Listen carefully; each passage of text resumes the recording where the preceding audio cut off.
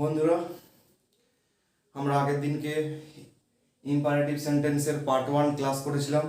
আজকে আমরা ইম্পারেটিভ সেন্টেন্সের পার্ট 2 ক্লাস করব, যে ইম্পারেটিভ সেন্টেন্সকে আমরা কিভাবে নারেশন চেঞ্জ করব এবং ডাইরেক্ট থেকে ইনডাইরেক্ট স্পিচে কনভার্ট করব। ঠিক আছে, এরপরে দেখো এখানে বলেছে যে যে সমস্ত ইম্পারেটিভ সেন্টেন্সের কি যে লেট দিয়ে শুরু হয়, ঠিক আছে, যে সমস্ত ইম্পারেটিভ সেন্টেন্স কি দিয়ে শুরু হয়, লেট দিয়ে শুরু হয়, কোথায় না রিপোর্টেড স্পিচে লেট দিয়ে শুরু হবে। দেখো এই যে রিপোর্টেড স্পিচগুলো আছে, ঠিক আছে, লেট আস গো হোম, ঠিক আছে, তারপর late us have some fun, তাহলে এটা কি হয়েছিল রিপোর্টিং ভার্ব আর এটা হয়েছিল রিপোর্টেড স্পিচ।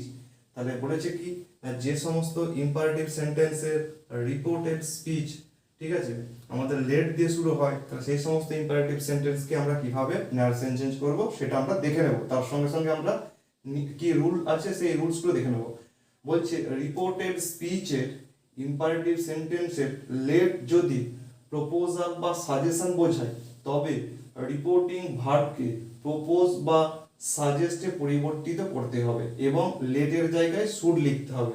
দেখো প্রথম নিয়মটা দেখো, হি সেড, সে বলেছিল, লেট আস গো হোম, ঠিক আছে। এরপর এখানে বলেছে যে এই রিপোর্টেড স্পিচের যদি ইম্পারেটিভ সেন্টেন্সটা লেট দিয়ে শুরু হয় এবং এই লেটটা যদি বোঝায়, কি বোঝায়, প্রপোজাল বা সাজেশন বোঝায়, প্রপোজাল বা সাজেশন বোঝায়, তাহলে কি করতে হবে, আমাদের রিপোর্টিং ভার্বটাকে সে প্রপোজড বা সাজেস্টে পরিবর্তিত করতে হবে। সেটা টেন্স অনুযায়ী হবে, ঠিক আছে। এখানে সেড আছে তাই প্রপোজড হলো, এখানে পাস্ট হলো, ঠিক আছে। তারপরে দ্যাট দিয়ে যেমন যোগ করতে হবে।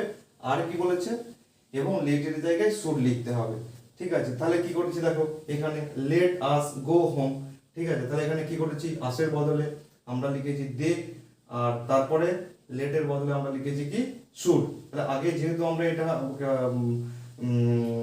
সেন্টেন্স করছি, ইনডাইরেক্ট করছি, ঠিক আছে, দ্যাটের পরে প্রথমে কে কি এলো, সাবজেক্ট এলো দে, তারপরে শুড, লেটের বদলে শুড এলো, তারপরে হ্যাভ সাম ফান, ঠিক আছে। এরপরে আমরা দ্বিতীয় রুলটাই যাব। দ্বিতীয় রুল কি বলেছে, যদি লেট এর দ্বারা কোনো প্রপোজাল বা সাজেশন না বোঝায়, যদি এই যে এই লেট এর দ্বারা যদি কোনো প্রপোজাল বা সাজেশন না বোঝায়, তাহলে কি করতে হবে, অর্থ অনুযায়ী লেটকে মাইট বা মাইট বি অ্যালাউড এ কি করতে হবে, পরিবর্তন করতে হবে। লেটকে কি করতে হবে, মাইট বা মাইট বি অ্যালাউড করতে হবে। এবং রিপোর্টিং ভার্বের অর্থ অনুযায়ী রিকোয়েস্ট, উইশ, টেল, ওয়ার্ড এগুলো হবে। তার রিপোর্টিং ভার্ব কোনটা, রিপোর্টিং ভার্ব আমাদের এই যে সেট, দেখো আমাদের 4 নম্বর উদাহরণটা দেখো, she said let me come in, ঠিক আছে। এখানে বলেছে কি যে রিপোর্টেড স্পিচে লেট ইম্পারেটিভ সেন্টেন্স, এই ইম্পারেটিভ সেন্টেন্সে লেট আছে কিন্তু এই লেটটা সাজেশন বা প্রপোজাল বোঝাচ্ছে না, ঠিক আছে। তাহলে কি বোঝাচ্ছে আমাদের এই সেন্টেন্স দেখে, দেখো লেট মি কাম ইন, আমাকে ভিতরে আসতে দিন, ঠিক আছে। তার মানে কি একটা রিকোয়েস্ট বোঝাচ্ছে। তাহলে আমাদের কি হবে, রিপোর্টিং ভার্বটা আমাদের কি হয়ে যাবে, রিকোয়েস্ট, যেহেতু সেড আছে পাস্ট টেন্স তাই রিকোয়েস্টেড হয়ে যাবে। বাকি দ্যাটটা যেমন ছিল দ্যাট হয়ে যাবে। আর কি হবে, লেটটা কিসে পরিবর্তিত হবে, লেটটা পরিবর্তিত হবে মাইট বা মাইট বি অ্যালাউড। এরপরে এখানে একটা প্রশ্ন আসতে পারে যে মাইট কখন হবে আর মাইট বি অ্যালাউড কখন হবে, ঠিক আছে। যখন এখানে যে দেখো, যখন সাবজেক্ট নিজে করতে চাইবে বা করবে তখন হবে মাইট, আর যখন সাবজেক্টকে কারুর দ্বারা করতে হবে বা কারুর দ্বারা প্রভাবিত হবে সাবজেক্ট, ঠিক আছে, তখন সেটা হবে মাইট বি অ্যালাউড। মানে একটা হচ্ছে অ্যাক্টিভ, একটা হচ্ছে প্যাসিভ। সাবজেক্ট যখন নিজে করে তখন হবে মাইট, আর যখন কারুর দ্বারা হবে তখন মাইট বি অ্যালাউড হবে। আমি এই উদাহরণগুলো সবই ডিসকাস করবো, তার আগে আমি জাস্ট এটা দেখিয়ে দিচ্ছি কোনটা মাইট হবে আর কোনটা মাইট বি অ্যালাউড হবে। দেখো হি সেড, সে বলল, let me have a cup of tea, let me have a cup of tea, আমাকে এক কাপ চা খেতে দিন, ঠিক আছে। তাহলে কি এখানে চাটা তো সাবজেক্ট বা কর্তা নিজেই খাবে, তাই বুঝে থাকবে he wished that he might have a cup of tea, ঠিক আছে। এখানে সাবজেক্ট নিজে করছে, কিন্তু এই লাস্ট এক্সাম্পলটাই বলেছে হি said let me speak freely, এখানে এ কি বলছে যে আমাকে মুক্তভাবে কথা বলতে দিন। তার মানে কি, তাকে মুক্তভাবে কথা বলতে তার পরিবেশটা কারা তৈরি করে দেবে? যাদেরকে এই কথাটা বলছে, ঠিক আছে, তাদের দ্বারা পরিবেশটা তৈরি হবে মুক্তভাবে কথা বলার। তার মানে এ নিজে নিজে মুক্তভাবে কথা বলতে পারছে না, সেই জন্য সে বলছে কি লেট মি স্পিক ফ্রিলি, আমাকে দয়া করে মুক্তভাবে কথা বলতে দেওয়া হোক, ঠিক আছে। তখন ও কি করে রিকোয়েস্ট করছে, he requested that he might be allowed to speak freely, ঠিক আছে। তাহলে মাইট কখন হবে? মাইট হবে যখন সে নিজে করবে, আর মাইট বি অ্যালাউড কখন হবে, ঠিক আছে, কখন হবে? যখন সে নিজে দ্বারা নিজে করবে না, কারোর দ্বারা যখন তাকে সেটা করতে হবে, ঠিক আছে। তাহলে আমাদের এই প্রথম নিয়ম অনুযায়ী হি সেড, সে বললো লেট আস গো হোম, ঠিক আছে। আমরা এই সেন্টেন্সটা পড়ে কি বুঝতে পারছি? লেট আছে, তাহলে লেট আছে, হয় আমার দেখতে হবে এটা প্রপোজাল বা সাজেশন হচ্ছে কিনা, বা হচ্ছে কি না হচ্ছে। এখানে আমরা দেখতে পাচ্ছি লেট আস গো হোম, চলো আমরা বাড়ি যাই। এখানে নিশ্চয়ই এখানে আমরা কি বলি? চলো আমরা এরপরে বাড়ি চলে যাই। তাহলে সেখানে কি হয়? আমরা একটা প্রপোজাল দিই যে অনেকজন আছি, আমরা বললাম যে চলো আমরা সবাই বাড়ি চলে যাই, ঠিক আছে। তাহলে সেটা কি হয়েছিল?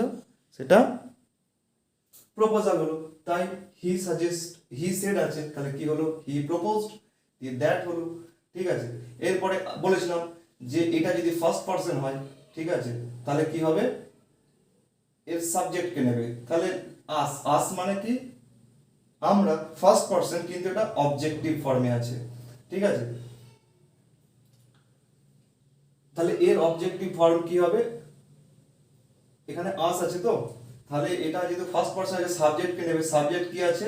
হি আছে। কিন্তু আস মানে কি? আমরা, আস মানে আমরা, উই মানে আমরা, আস মানে আমার দিগকে, মানে অনেকজন, ঠিক আছে। অনেকজন হওয়ার জন্য কি হয়ে গেল? হিটা প্লুরাল হয়ে গেল, ঠিক আছে। এই হিটা কি হয়ে গেল? প্লুরাল হয়ে গেল, প্লুরাল হয়ে কি হয়ে গেল? দে হয়ে গেল, ঠিক আছে, দে হয়ে গেল। এরপরে আর দে কেন হলো এখানে? কেন অবজেক্টিভ ফর্ম বসলো না? আমি আগের ক্লাসে বলেছিলাম যে দ্যাট এর পরে যখন পরবর্তী একটা সেন্টেন্স শুরু হয়, সেন্টেন্সের সাবজেক্ট অলওয়েজ কি হয়? প্রোনাউনটা সাবজেক্টিভ ফর্ম হবে, ঠিক আছে। তাই সেটা কি হলো? হি এর বদলে দে হলো। এরপরে নিয়ম অনুযায়ী দে শুড হ্যাভ, লেটের বদলে শুড হবে হ্যাভ সাম ফান, ঠিক আছে। তারপরে আর প্রথমটা he said let us go home, he proposed that they should go home, ঠিক আছে। আর এটা হলো কি? She said let us have some fun, এটা তো আগে বললাম। 3 নম্বর উদাহরণটা দেখো। 3 নম্বরে বলেছে হি said let us go for a walk, চলো আমরা একটু হেঁটে আসি। তাহলে হেঁটে আসাটা একটা শরীরের পক্ষে ভালো, তাহলে এটা প্রপোজালের থেকেও বেটার হবে কি? সাজেশন, চলো আমরা একটু হেঁটে আসি সবাই মিলে, ঠিক আছে। তাহলে কি হলো তখন? যে he suggested that, he suggested that, এরপর ঠিক একই জিনিস, আজ বলতে কাকে বোঝাচ্ছে? ফার্স্ট পারসন, ফার্স্ট পারসন মানে কাকে বোঝাবে? সাবজেক্টকে বোঝাবে। এরপর যেহেতু আজটা প্লুরাল, তাহলে সাবজেক্টের হি এর প্লুরাল কি? দে, তাই দে হলো, ঠিক আছে। এরপরে দে লেটের বদলে should go for a walk, এগুলো গেল। আর একটা জিনিস মাথায় রাখবে যে যখনই লেট আস থাকবে, লেটাস থাকবে না, তখনই আমাদেরকে, যখনই দেখবে সেন্টেন্সে লেটাস থাকবে, তখনই বুঝতে পারবে যে সেন্টেন্সটা হয় প্রপোজাল নাই সাজেশন।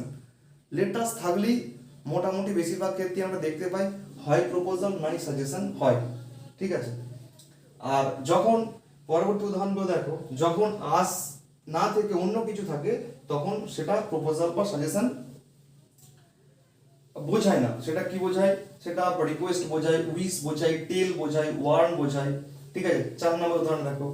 সি সেড, সে বললো লেট মি কাম ইন, আমাকে দয়া করে আমাকে ভিতরে আসতে দিন, ঠিক আছে, আমাকে ভিতরে আসতে দিন। তার মানে এটা তো একটা রিকোয়েস্ট, কেউ ও একজন ব্যক্তি অন্য একজনকে বলছে লেট মি কাম ইন, আমাকে দয়া করে ভিতরে আসতে দিন, তাহলে নিশ্চয়ই এটা রিকোয়েস্ট হবে। তাহলে সেডের বদলে কি হলো? আমার রিকোয়েস্টেড হলো। দ্যাটের যেমন থাকে দ্যাট হলো। এরপরে ভিতরে আমাকে আসতে দেবে, মানে আমি ভিতরে যে ঢুকবো, ঠিক আছে, সেটা কেউ আমাকে অ্যালাউ করতে হবে, ঠিক আছে। এখানে কি তাহলে প্যাসিভ হলো, আমি নিজে অ্যালাউ করছি না, কিন্তু আমি কারোর দ্বারা আমাকে অ্যালাউ হতে হবে ভিতরে ঢোকার জন্য, তাই মাইট বি অ্যালাউড, ঠিক আছে। সি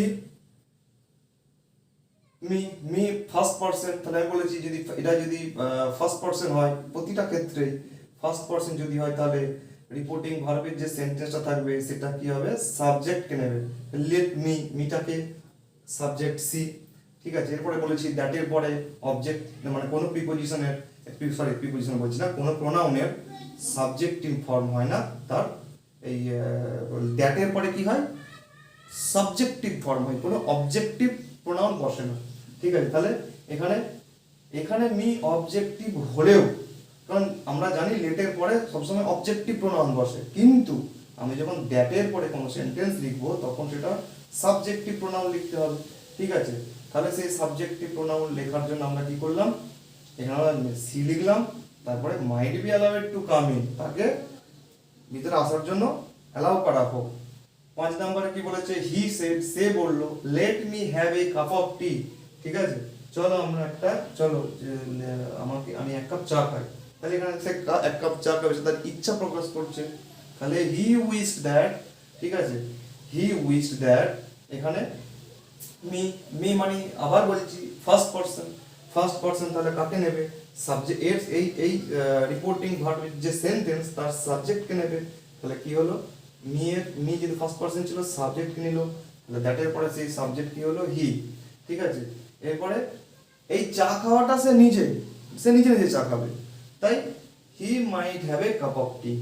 ঠিক আছে, 6 নম্বর এক্সাম্পল আমরা দেখবো, হি সেড, সে বললো, লেট মি স্পিক ফ্রিলি।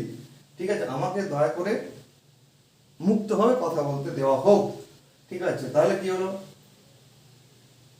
এখানে রিকোয়েস্ট করছে, তার সেডের বদলে রিকোয়েস্ট হলো, দ্যাট হলো, এরপরে মি, এই মিটাকে আবার বলছি ফার্স্ট পারসন, যদি এটা হয় ফার্স্ট পারসন তাহলে সাবজেক্টকে নেবে, এটা যদি সেকেন্ড পারসন হয় তাহলে যাকে বলবে সেই অবজেক্টকে নেবে। যেহেতু ফার্স্ট পারসন আছে তাই সাবজেক্ট, এই সেন্টেন্সের সাবজেক্টকে নেবে, তাহলে সাবজেক্টকে হি, তাই দ্যাটের পরে হি বসলো।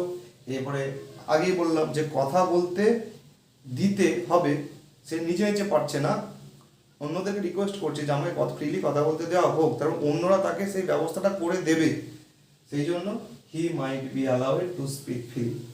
ঠিক আছে, টু স্পিক ফ্রিলি। আশা করি তোমরা ইম্পারেটিভ সেন্টেন্সের ন্যারেশন চেঞ্জের পার্ট 2টা বুঝতে পেরেছো। আর যদি কোনো অসুবিধা হয় কমেন্ট অবশ্যই করবে, এবং তোমার বন্ধুদেরকে এটা শেয়ার করবে, চ্যানেলটা সাবস্ক্রাইব করো, যাতে করে আমি আরও ইন্সপায়ার্ড হয়ে অন্যান্য ভিডিওগুলো করতে পারি। ঠিক আছে, থ্যাংক ইউ।